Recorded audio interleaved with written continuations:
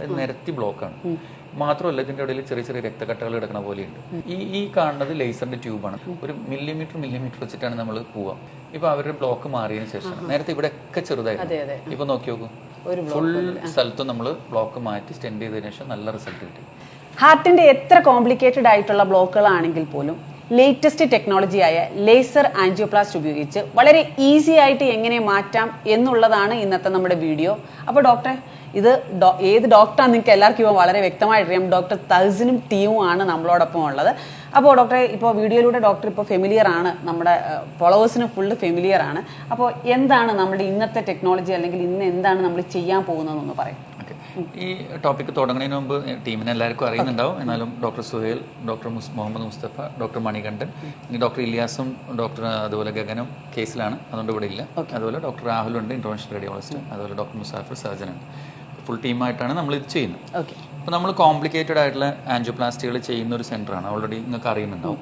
അപ്പോൾ നമ്മൾ ഫേസ് ചെയ്യുന്ന ഒരുപാട് പ്രശ്നങ്ങളുണ്ട്. അപ്പോൾ ചില ബ്ലോക്കുകൾ നമുക്ക് മാറ്റാനുള്ള പ്രയാസങ്ങളുണ്ടാവും. അപ്പോൾ അങ്ങനത്തെ ബ്ലോക്കുകൾക്കൊക്കെ മുമ്പൊക്കെ ബൈപ്പാസാണ് പറഞ്ഞിരുന്നത്. അപ്പോൾ ആ ബൈപ്പാസ് ഇല്ലാണ്ട് തന്നെ നമുക്ക് ആൻജിയോപ്ലാസ്റ്റി ചെയ്യാൻ സാധിക്കുന്ന സഹായിക്കുന്ന ഒരു ടൂളാണ് ലേസർ ആൻജിയോപ്ലാസ്റ്റി. ഓക്കെ ഡോക്ടറെ, പലർക്കും ഈ ഒരു ബൈപ്പാസ് എന്ന് പറഞ്ഞാൽ ചെയ്യാൻ താല്പര്യമില്ലാത്തവരാണ്. അപ്പോൾ അവർക്ക് ഇത് ഇംപ്ലിമെന്റ് ചെയ്യാൻ പറ്റും. അതായത് നമുക്ക് അതിന് മാത്രമല്ല, ഇപ്പം ബൈപ്പാസ് പറയാത്ത സാധാരണ ആൻജിയോപ്ലാസ്റ്റി പറഞ്ഞ ആൾക്കും ഇത് പറ്റും. ബൈപ്പാസ് പറഞ്ഞ ആൾക്കാർക്ക് ആൻജിയോപ്ലാസ്റ്റിയിലേക്ക് കൺവേർട്ട് ചെയ്യുമ്പോഴും ഇത് പറ്റും. അതായത് നമ്മളിപ്പോൾ ചെയ്തുകൊണ്ടിരിക്കുന്ന ആൻജിയോപ്ലാസ്റ്റിന്റെ നിലവാരത്തിന് ഒരു ലെവലും കൂടി ഉയർത്തുക എന്നുള്ളതാണ് ലേസർ ആൻജിയോപ്ലാസ്റ്റിയിൽ നമ്മൾ ചെയ്യണം. ഇപ്പോൾ പ്രത്യേകിച്ച് ഞാൻ പറയുകയാണെങ്കിൽ ഇപ്പോൾ ഒരു 5 പ്രത്യേക കണ്ടീഷൻസ് നമുക്ക് ലേസറിൽ ഭയങ്കര യൂസ്ഫുൾ ആയിട്ട് ഫീൽ ചെയ്തിട്ടുള്ളൊരു സംഭവം. ഒന്ന്, രക്തക്കുഴലിൻ്റെ ഉള്ളിൽ നല്ല രക്തക്കട്ട ഉണ്ടെന്നിരിക്കും. അപ്പോൾ മുമ്പൊക്കെ നമ്മൾ അങ്ങനത്തെ ഒരു കേസിൽ ആൻജിയോപ്ലാസ്റ്റി ചെയ്യാൻ പോകുന്നു. പ്രത്യേകിച്ച് ഹാർട്ട് അറ്റാക്ക് ഒക്കെ ആയിട്ട് പേഷ്യൻ്റ് വന്ന ഉടനെ തന്നെ അതിൻ്റെ ഉള്ളിൽ രക്തക്കട്ട കിടക്കുകയാണെങ്കിൽ ആ രക്തക്കട്ട നമ്മൾ വലിച്ചെടുക്കാൻ നോക്കിയാൽ ചിലപ്പോൾ കിട്ടൂല. മാത്രമല്ല, ഈ രക്തക്കട്ട ചിലപ്പോൾ നമ്മൾ അതിനെ വലിക്കാൻ പോകുമ്പോൾ അത് താഴത്തേക്ക് പോയിട്ട് ചെറിയ രക്തക്കുഴലിനെ അടച്ചിട്ട് രക്തോട്ടം മൊത്തത്തിൽ സ്ലോ ഫ്ലോ എന്ന് പറഞ്ഞൊരു കോംപ്ലിക്കേഷൻ വരും. ലേസർ വരുന്നതോടുകൂടി ആ പ്രോബ്ലം നമുക്ക് ഒഴിവായി. കാരണം ലേസർ എന്താ ചെയ്യുന്നത് വെച്ചാൽ ലേസർ ഈ രക്തക്കട്ടനെ ഉരുക്കുകയാണ്. നമ്മൾ എളുപ്പത്തിൽ പറയുന്നൊരു ഭാഷയാണ് ഉരുക്കണം. അതിൻ്റെ മോളിക്കുലർ ബോണ്ട്, അതായത് ഒരു സാധനം എന്ന് പറഞ്ഞാൽ അത് പല ആറ്റംസ് വന്നിട്ട് ചേർന്നിട്ടാണല്ലോ. ആ ആറ്റംസ് ചേർന്നിട്ടുള്ള ഈ മോളിക്കുലർ ബോണ്ടിനെ ലേസർ ബ്രേക്ക് ചെയ്തിട്ട് അതിനെ പൊടിച്ച് കളയാണ്. പൊടിക്കണത് നമ്മൾ തരിയല്ല, മോളിക്കുലർ ലെവലിൽ പൊടിച്ച് കളയണം. അത് ആ സാധനം അവിടെ പിന്നെ എക്സിസ്റ്റ് ചെയ്യൂല. ആ ലെവലിൽ ലേസർ ഇതിനെ നശിപ്പിച്ച് തരും. അപ്പോൾ ഈ രക്തക്കട്ട മാറി കിട്ടുന്നതോടുകൂടി നമുക്ക് ഈസി ആയിട്ട് ആൻജിയോപ്ലാസ്റ്റി ചെയ്യാനും കോംപ്ലിക്കേഷൻസ് ഇല്ലാതെ അവിടെ നിന്ന് രക്ഷപ്പെട്ടു പോരാനും പറ്റും. ഒന്ന്. രണ്ടാമത്തത്, ഇപ്പോൾ ചില ബ്ലോക്കുകൾ, ഇപ്പോൾ നമ്മളൊരു ആൻജിയോപ്ലാസ്റ്റി ചെയ്യുമ്പോൾ ഒരു നോർമൽ ആയിട്ടുള്ള ഒരു ഭാഗം, ഇവിടെ ഒരു നോർമൽ ആയിട്ടുള്ള ഭാഗം, ഇടയിലൊരു ബ്ലോക്ക്. അപ്പോൾ നമ്മൾ എന്ത് ചെയ്യണം, ഒരു പാലിടുന്ന മാതിരിയാണ്. ഈ നോർമൽ ആയിട്ടുള്ള ബ്ലോക്കിൽ നിന്ന് ഈ നോർമൽ ആയിട്ടുള്ള സ്ഥലത്തേക്ക് നമ്മൾ ബലൂണൊക്കെ വികസിപ്പിച്ച ശേഷം ഒരു സ്റ്റെൻഡ് ഇടുന്നു. അപ്പോൾ നല്ല ബ്ലോക്ക് മാറി. ഇനി ഒരാൾ രക്തക്കൊള്ളിൽ വേറെ ഒന്ന് വിചാരിച്ചു നോക്കും, ഇവിടെ ഒരു നോർമൽ ആയിട്ടുള്ള ഒരു ഭാഗം, അവിടെ നിന്ന് ഇങ്ങോട്ട് ബ്ലോക്ക് തുടങ്ങിയിട്ട് അറ്റം വരെ ബ്ലോക്ക് ആണെങ്കിൽ എവിടെ കൊണ്ടുപോയി സ്റ്റെൻഡ് ഇടും? പറഞ്ഞ മനസ്സിലായി. അപ്പോൾ അങ്ങനത്തെ സിറ്റുവേഷനിൽ നമ്മൾ എന്ത് ചോദിച്ചാൽ, നമ്മൾ ഈ രക്തക്കൊള്ളിൻ്റെ ഉള്ളിലൂടെ ലേസർ കടത്തി ഈ ബ്ലോക്കിനെ പരമാവധി വലുതാക്കിയിട്ട് ചിലപ്പോൾ സ്റ്റെൻഡ് ഇല്ലാണ്ട് തന്നെ ഡ്രഗ് കോട്ടഡ് ബലൂൺ വെച്ചിട്ട് നമ്മളവിടെ നിർത്തും. അത് ലേസർ വരുമ്പോഴാണ് നമുക്ക് ഈ ഒരു അഡ്വാൻറ്റേജ് കിട്ടുന്നത്. രണ്ട്. മൂന്നാമത്തെ സിറ്റുവേഷൻ, അതിൽ നമ്മൾ വരുന്നതെന്ന് വെച്ചാൽ ഇപ്പോൾ ഓൾറെഡി ആൻജിയോപ്ലാസ്റ്റി കഴിഞ്ഞു, എന്നിട്ട് വീണ്ടും ബ്ലോക്ക് വന്നു സ്റ്റെൻറ്റിൻ്റെ ഉള്ളിൽ. അപ്പോൾ സ്റ്റെൻറ്റ് ഇങ്ങനെ നിൽക്കുന്നു, അതിൻ്റെ ഉള്ളിൽ ഈ സ്റ്റെൻറ്റ് ഇങ്ങനെ നിൽക്കുന്നതിൻ്റെ ഉള്ളിൽ ബ്ലോക്ക് വീണ്ടും വരുമ്പോൾ ഒരു കട്ടിയുള്ള സാധനമുണ്ട്. ഈ കട്ടിയുള്ള സാധനത്തിന് നമ്മൾ എത്ര ബലൂൺ വെച്ച് അമർത്തിയാലും അതിന് പുറത്തു പോകാൻ പറ്റില്ലല്ലോ, കാരണം സ്റ്റെൻറ്റ് അതിൻ്റെ വട്ടത്തിൽ നിൽക്കുന്നുണ്ട്. ഇങ്ങനത്തെ സിറ്റുവേഷനിൽ ഈ ഉള്ളിലുള്ള ബ്ലോക്കിനെ ലേസർ വെച്ചിട്ട് ഉരുക്കി കളഞ്ഞാൽ നമുക്ക് അടുത്ത സ്റ്റെൻറ്റ് നല്ല ഭംഗിയായിട്ട് എക്സ്പാൻഡ് ചെയ്യാൻ പറ്റും. ഇല്ലാണ്ട് നമ്മൾ വെറുതെ പോയി സ്റ്റെൻറ്റ് ഇട്ട് കഴിഞ്ഞാൽ പലപ്പോഴും എന്ത് സംഭവിക്കുമെന്ന് വെച്ചാൽ നമ്മൾ ഈ ബിസ്ക്കറ്റ് വെച്ച പോലെ ഉണ്ടാവും. അങ്ങനെ തന്നെ അതിന് പറയാം, ഓറിയോ ഇഫക്റ്റ് എന്ന് അതിന് പറയാം. ഓറിയോ ബിസ്ക്കറ്റ് ഉണ്ടല്ലോ, ഓറിയോ ബിസ്ക്കറ്റ് ആണ് ഒരു ബിസ്ക്കറ്റും അതിൻ്റെ നടുവിൽ കുറച്ച് ക്രീമും പിന്നെ ഒരു ബിസ്ക്കറ്റും. ഇതേപോലെ ഒരു സ്റ്റെൻറ്റും അതിൻ്റെ നടുവിൽ കുറച്ച് ബ്ലോക്കും പിന്നെ ഒരു സ്റ്റെൻറ്റും. അതായത് രക്തക്കൊള്ളിൻ്റെ സൈസ് മൊത്തത്തിൽ ചുരുങ്ങും. ഇത് ചുരുങ്ങാതിരിക്കാൻ ഈ ക്രീം ഉണ്ടല്ലോ ബിസ്ക്കറ്റ്, ആ ക്രീം കൊണ്ട് കളയാൻ വേണ്ടിയിട്ട് ലേസർ ഉപയോഗിച്ച് ഈ ഉള്ളിലത്തെ ബ്ലോക്ക് മുഴുവൻ ഉരുക്കി കളഞ്ഞതിന് ശേഷമാണ് നമ്മൾ പിന്നെ സ്റ്റെൻഡ് ചെയ്യുക. അപ്പോൾ ഒറിജിനൽ സൈസിലേക്ക് നമുക്ക് കൊണ്ടുവരാൻ പറ്റും. മാത്രമല്ല അത് നിലനിൽക്കും. ഇല്ലാതെ നമ്മൾ അഡ്ജസ്റ്റ് ചെയ്ത് ഇങ്ങനെ ചെയ്ത് കഴിഞ്ഞാൽ നിലനിൽക്കാനുള്ള സാധ്യത കുറവാണ്. പിന്നത്തെ സിറ്റുവേഷൻ, ബൈപ്പാസ് കഴിഞ്ഞിട്ട് ബ്ലോക്ക് വരുന്ന ആൾക്കാരുണ്ട്. അപ്പോൾ ബൈപ്പാസിൻ്റെ പ്രത്യേകത വെച്ചാൽ നമ്മൾ ഹാർട്ടിൻ്റെ ഉള്ളിൽ, ഇതുവരെ നമ്മൾ പറഞ്ഞത് ഹാർട്ടിൻ്റെ ഉള്ളിൽ സ്റ്റെൻഡ് ചെയ്തതിൻ്റെ ബ്ലോക്ക്, അപ്പോൾ ഹാർട്ടിൻ്റെ രക്തക്കൊള്ള തന്നെയാണ് മൊത്തം. ബൈപ്പാസിൽ കാലിൻ്റെ രക്തക്കൊള്ളാണ് ഹാർട്ടിൽ പലപ്പോഴും വെക്കുന്നത്, ഗ്രാഫ്റ്റുകൾ. ഈ ഗ്രാഫ്റ്റ് ഭയങ്കര വലുതായിരിക്കും. അപ്പോൾ ഇതിൻ്റെ ഉള്ളിലൊക്കെ ഒരു ബ്ലോക്ക് വന്നാൽ ഇതിൻ്റെ ഉള്ളിൽ ഉണ്ടാവുന്ന രക്തക്കട്ട എന്ന് പറഞ്ഞാൽ ഭയങ്കര വലിയ ചക്ക രക്തക്കട്ടയായിരിക്കും. അതിൻ്റെ ഉള്ളിൽ നമുക്ക് ആൻജിയോപ്ലാസ്റ്റി ചെയ്യാൻ ഭയങ്കര പാടാണ്. ആ രക്തക്കട്ട വരുന്ന സമയത്ത് ഈ ലേസർ ഉപയോഗിച്ച് കഴിഞ്ഞാൽ ആ രക്തക്കട്ടനെ ഉരുക്കി കളഞ്ഞാൽ അതും ഭംഗിയായിട്ട് നമുക്ക് ആൻജിയോപ്ലാസ്റ്റിയിൽ തീർക്കാൻ പറ്റും. ഇത് 4മാണ് ക്ലാസിക്സ് എക്സാമ്പിൾ. ഇനി നമ്മൾ ശരിക്കും പെട്ട് പോണ പല സിറ്റുവേഷൻ എന്ന് വെച്ചാൽ ഇപ്പം നമ്മളിപ്പോൾ ബൈപ്പാസ് പറഞ്ഞ രോഗിക്ക് പലപ്പോഴും ബൈപ്പാസ് പറഞ്ഞിട്ടുണ്ടാവുക 100% രക്തക്കൊഴൽ അടയുമ്പോഴാണ്. ഈ രക്തക്കൊഴൽ നമുക്ക് പലപ്പോഴും CTO എന്നതിന് പറയാം. ഈ CTOനെ നമുക്ക് പലപ്പോഴും വയറുപയോഗിച്ച് തുറന്ന് കയറി അപ്പുറത്തെത്തി പിന്നെ ബലൂൺ വെച്ച് വികസിപ്പിച്ചിട്ടൊക്കെ തുറക്കാൻ പറ്റും.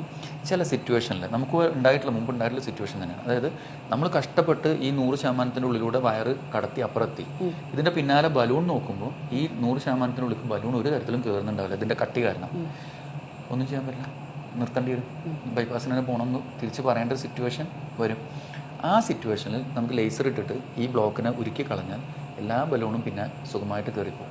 അതൊരു വലിയ അനുഗ്രഹമാണ്. അപ്പോൾ നമ്മളെ സംബന്ധിച്ചിടത്തോളം അതായത് വളരെ കോംപ്ലിക്കേറ്റഡ് ആൻജിയോപ്ലാസ്റ്റികൾ ചെയ്യുന്ന ബൈപ്പാസ് പറഞ്ഞ പേഷ്യൻസിന് ബൈപ്പാസ് ഇല്ലാണ്ട് ആൻജിയോപ്ലാസ്റ്റി ചെയ്തു കൊടുക്കുന്ന ഒരു സിറ്റുവേഷനിൽ ഈ ഒരു എക്യുപ്മെൻറ്റ് ഭയങ്കര സന്തോഷമുള്ള സാധനമാണ്, ഭയങ്കര സമാധാനം. നമുക്ക് ഈസി ആയിട്ട് ആൻജിയോപ്ലാസ്റ്റി ചെയ്ത് ശരിയാക്കിയെടുക്കാം. അപ്പോൾ ഡോക്ടറെ ഇതെങ്ങനെയാണെന്ന് ഡോക്ടർ കാണിച്ചു തരണം. അതിന് മുമ്പായിട്ട് ഇപ്പോൾ നമ്മുടെ ഈ ഒരു കേരളത്തിലാണെങ്കിൽ തന്നെ ഇത് എല്ലായിടത്തും അവൈലബിൾ ആണ്? ഇല്ല, വളരെ ലിമിറ്റഡ് സെൻറ്റേഴ്സ്. എനിക്ക് തോന്നുന്നൊരു 4-5 സെൻറ്ററിലാണ് കേരളത്തിൽ മൊത്തത്തിൽ ഈ ലേസർ ആൻജിയോപ്ലാസ്റ്റി അവൈലബിൾ ആയിട്ടുള്ളൂ. അത് ഞാൻ പറഞ്ഞല്ലോ, അത് എല്ലാവർക്കും ആവശ്യമുള്ള സംഭവമല്ല. ഒരു ലിമിറ്റഡ് സെൻറ്ററിൽ ഒരു ജില്ലയ്ക്ക് ഒരു മെഷീനൊക്കെ മതിയാവും. കാരണം ഒരു സെൻറ്റർ മാത്രമേ ഇത്ര ഹൈ എൻഡ് കേസുകൾ ചെയ്യുന്നുണ്ടാവുള്ളൂ. അപ്പോൾ ആ സെൻറ്ററിൽ നമുക്ക് ലേസർ ആൻജിയോപ്ലാസ്റ്റിക്ക് താല്പര്യമുള്ള പേഷ്യൻസിന് അവിടെ പോകുകയെന്നുള്ളതായിരിക്കും ഏറ്റവും ഉത്തമം.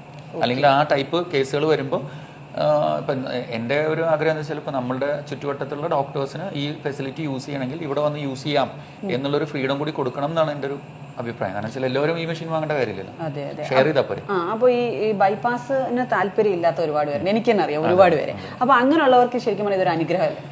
അതെ, അവർക്ക് മാത്രമല്ല ഞാൻ പറഞ്ഞത്. അപ്പോൾ ബൈപ്പാസ് പറഞ്ഞ പേഷ്യൻസിന് ഇത് വളരെ അനുഗ്രഹമാണ്. കാരണം ഞാൻ പറഞ്ഞല്ലോ, ബൈപ്പാസിനെ നമ്മൾ കൺവേർട്ട് ചെയ്യുന്ന സമയത്ത് നമ്മൾ സ്റ്റക്ക് ആവുന്ന 1-2 സിറ്റുവേഷനിൽ ഈ മെഷീൻ നമ്മളെ രക്ഷപ്പെടുത്തി എടുക്കുന്നതുകൊണ്ട് നമുക്ക് പിന്നെയും അവരോട് ബൈപ്പാസ് തന്നെ പറയേണ്ട ഒരു ആവശ്യം വരുന്നില്ല.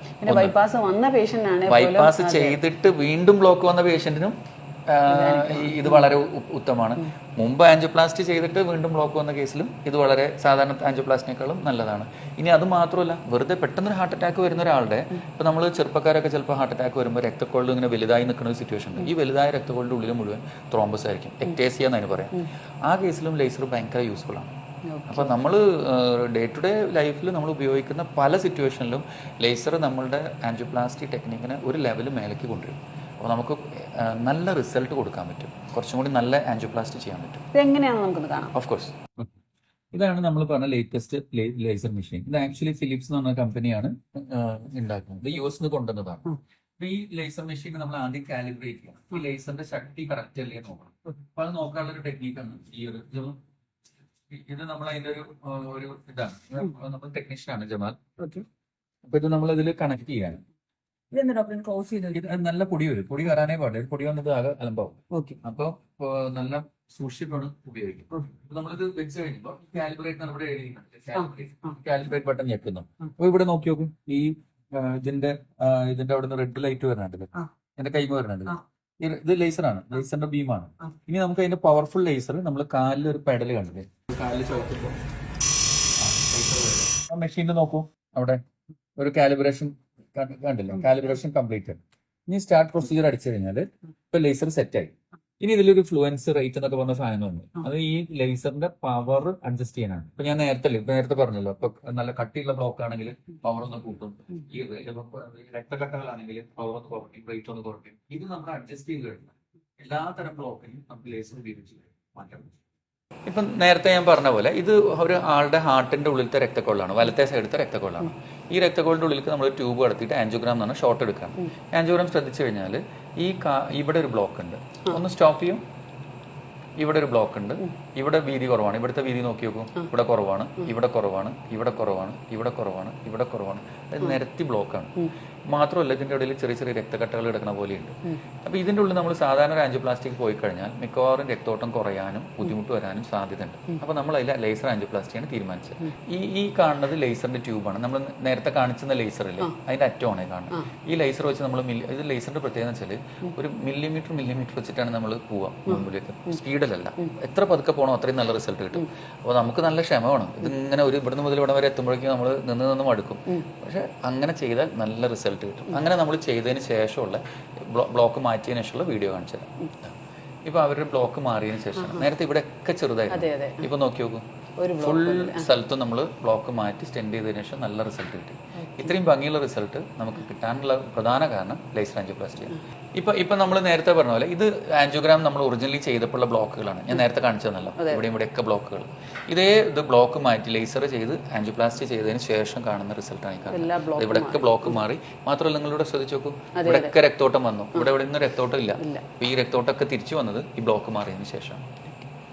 ഹാർട്ടിൻ്റെ ബ്ലോക്ക് എന്ന് പറയുമ്പോൾ എല്ലാവർക്കും ഒരു പേടിയുള്ളൊരു അവസ്ഥ തന്നെയാണ്. പക്ഷേ ഇതിനൊക്കെ പുതിയ പുതിയ ടെക്നോളജികൾ വന്നിട്ടുണ്ട്. ഇപ്പോൾ ആശ്രമിംസ് കോട്ടക്കലിൽ നിന്നാണ് ഞാൻ സംസാരിക്കുന്നത്. ഡോക്ടർ തഹസിനും ടീമിനും ഒപ്പമാണ്. പലതരം വീഡിയോകൾ ഞങ്ങൾ ഈ ഹോസ്പിറ്റലിൽ നിന്ന് ഞാൻ ചെയ്തിട്ടുണ്ട്. അതായത് പുതിയ പുതിയ ടെക്നോളജികൾ എപ്പോൾ ഇംപ്ലിമെൻറ്റ് ചെയ്താലും ഞാൻ ആദ്യം ആ ഒരു വീഡിയോ നിങ്ങളിലേക്ക് എത്തിക്കാറുണ്ട്. കാരണം ഏതൊരു രോഗത്തെപ്പറ്റിയും നിങ്ങൾ അറിഞ്ഞിരിക്കണം, അതിന് എന്തൊക്കെ ലേറ്റസ്റ്റ് ടെക്നോളജികളിലൂടെ ഇതിനൊരു പരിഹാരം കണ്ടെത്താം എന്നുള്ളത് നിങ്ങൾ അറിഞ്ഞിരിക്കണം. ഇപ്പോൾ നമ്മൾ പരിചയപ്പെട്ടത് ലേസർ ആൻജിയോപ്ലാസ്റ്റ് ആണ്.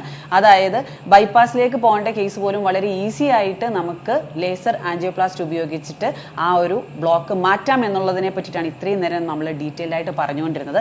അപ്പോൾ ഇങ്ങനെയുള്ളൊരു ബുദ്ധിമുട്ടുണ്ടെങ്കിൽ, ഇനി ഒരു ബ്ലോക്ക് ഉണ്ടെങ്കിൽ, പുതിയ ടെക്നോളജി ഉണ്ട് ലേസർ ആൻജിയോപ്ലാസ്റ്റ് എന്ന് നിങ്ങൾ പറയാൻ എപ്പോഴും ഒരു അറിവുള്ളവരായിരിക്കണം. അപ്പോൾ ഈ ഒരു വീഡിയോ ഇൻഫർമേഷൻ വീഡിയോ ആയിട്ട് നിങ്ങൾ കരുതുക, മാക്സിമം ഷെയർ ചെയ്ത് എല്ലാവരിലും എത്തിക്കുക.